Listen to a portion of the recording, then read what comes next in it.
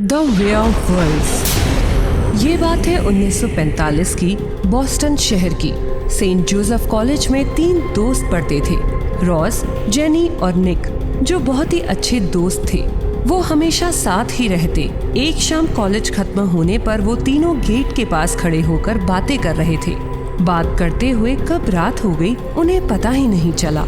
Guys, weekend पर तुम दोनों मेरे घर आ जाना, चिल करेंगे। मुझे तो असाइनमेंट करना है। अरे जेनी, मान भी जाओ ना, तुम नहीं आओगी तो क्या फायदा। अच्छा बाबा, okay, I am in. Jenny, Ross और निक रोड की तरफ देखते हैं तो उन्हें एक रहस्यमय इंसान दिखाई देता है जो कि उनकी ही तरफ देख रहा होता है। तुम दोनों को ऐसा नहीं लग रहा कि वो अजीब सा आदमी हमारी तरफ देख रहा है? सही कह रही हो, रुको, इसे मैं अभी बताता हूँ। निक उस आदमी के पीछे पीछे भागता है और वो इंसान बड़ी ही तेजी से जंगल की ओर भागने लगता है। ओह, मुझे अपनी स्पीड दिखा रहा है, इसे तो मैं नहीं छोड़ूंगा। निक भी जंगल में उसके पीछे भागने लगता है। निक भागते भागते जंगल के काफी अंदर आ चुका होता है। वो अपने आसपास देखता है तो उसे कोई भी नहीं दिखाई देता। रात हो गई होती है और पूर्णिमा की रात होती है। चांदनी रात में निक जंगल में भटक रहा होता है। तभी उसे ऐसा लगता है कि झाड़ियों में से कोई उसे देख रहा है और उसकी आंखें लाल चमक रही हैं। निक घबरा जाता है। वो तेजी से भागने लगता है और वो अजीब सा साया भी उसके पीछे भागने लगता है। निक भागते भागते जंगल के पास वाली पहाड़ी पर पहुंच जाता है और देखता है कि सामने खाई है। क्या करूं? मैं कहां जाऊं? ओह गॉड, प्लीज हेल्प मी। निक घबराता हुआ खाई की तरफ देख रहा होता है कि उसे अपने पीछे एक इंसान गहरी सांस लेते हुए महसूस होता है। निक घबराते हुए पीछे देखता है तो एक आदमी खड़ा होता है जिसकी लाल आंखें होती हैं। कौन हो तुम? निक देखता है कि उस आदमी के नाखून धीरे धीरे बढ़ने लगते हैं। चांदनी उसके शरीर पर पड़ रही होती है। उसके कपड़े छाती से फटने लगते हैं और उसके दांत नुकीले होने लगते हैं। वो धीरे धीरे एक वेयरवुल्फ में बदल जाता है। निक उसे देखकर बुरी तरह डर जाता है। छोड़ो मुझे, जाने दो प्लीज, मुझे जाने दो। वेयरवुल्फ सीधा उसकी गर्दन पर अटैक करता है और उसको लहूलुहान कर देता है। जेनी रोते हुए रॉस के घर आती है। जेनी, तुम? रॉस, निक की पहाड़ी के पास डेड बॉडी मिली है। उसकी वेयरवुल्फ ने हत्या कर दी है। क्या कह रही हो? हाँ, वो घर नहीं आया तो पुलिस उसे ढूंढने जंगल की ओर गई, क्योंकि मैंने उन्हें बताया था कि वो जंगल की ओर ही भागा था। काश मैंने उसे रोक लिया होता। दोनों निक के घर जाकर निक की डेड बॉडी देखते हैं और रोने लगते हैं। रॉस जेनी को बाहर लेकर आता है।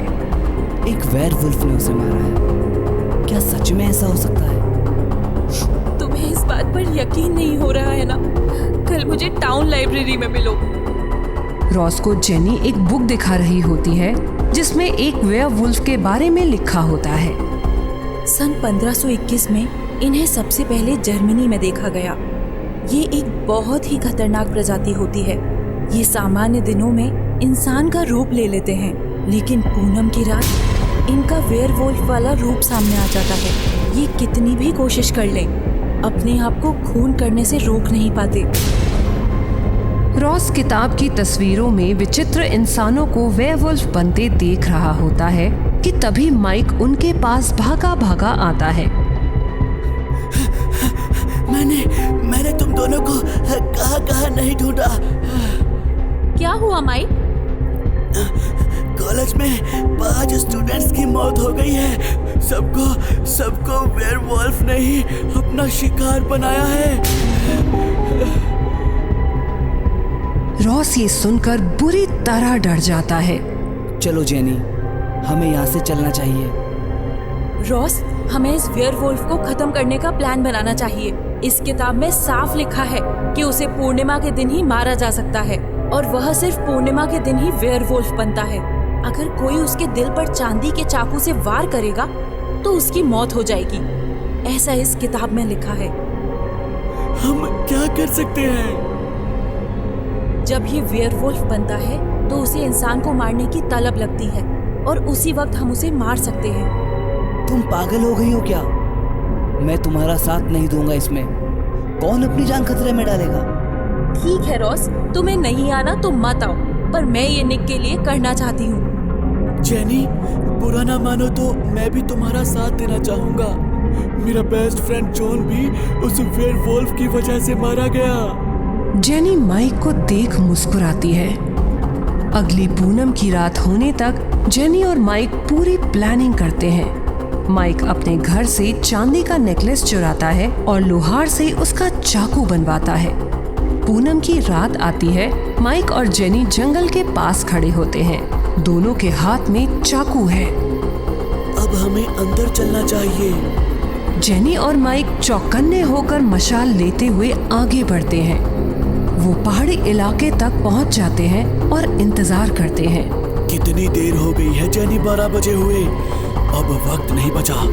अगर आज हमने उसे नहीं मारा ना तो जाने और कितनी जाने जाएंगी। तभी माइक के ऊपर वेयरवुल्फ चढ़ जाता है और अचानक से हमला करता है। उसका चाकू उसके हाथ से गिर जाता है। वेयरवुल्फ के नुकीले दांत माइक की गर्दन को दबोच रहे होते हैं, पर वो भी लड़ रहा होता है। जेनी अपना चाकू निकालकर वेयरवुल्फ पे हमला करती है। वो उसकी पीठ पर चाकू से वार करती है। वेयरवुल्फ दहाड़ता है। वो लाल खूंखार आंखों से जेनी की तरफ देखता है और उसके नजदीक आ रहा होता है। जेनी पीछे की तरफ चल रही होती है। चले जाओ मेरे शहर से। वेयरवुल्फ फिर दहाड़ता है। जेनी का पैर पत्थर से टकराता है और वो मुंह के बल नीचे गिरती है और उसके चेहरे पर चोट लगती है। वेयरवुल्फ जैसे ही उसकी तरफ बढ़ता है, माइक की आंख खुलती है, जो कि वेयरवुल्फ की चोट से बेहोश हो गया था। जेनी! माइक वेयरवुल्फ की तरफ बढ़ता है और उसके ऊपर चढ़ जाता है। वेयरवुल्फ फिर दहाड़ता है और माइक की छाती पर अपने दांतों से वार करता है और माइक की मौत हो जाती है। जेनी फिर से वेयरवुल्फ पर वार करती है। वो दोनों चाकू उठाती है और एक से उसकी पीठ पर वार करती है और दूसरे चाकू से उसके दिल के पास वार करती है। वेयरवुल्फ दर्द से चीखता है और हवा में साए की तरफ गायब हो जाता है। कुछ दिनों बाद जब जेनी ठीक हो जाती है और कॉलेज जाने लगती है तो रॉस उसे मिलता है। मुझे माफ कर दो जेनी, मैंने तुम्हारा साथ नहीं दिया। तुम एक बहुत बहादुर लड़की हो। तुम्हें माइक को नहीं भूलना चाहिए रॉस। आज उसी की वजह से मैं जिंदा हूँ और उसी की वजह से ये सब हो पाया।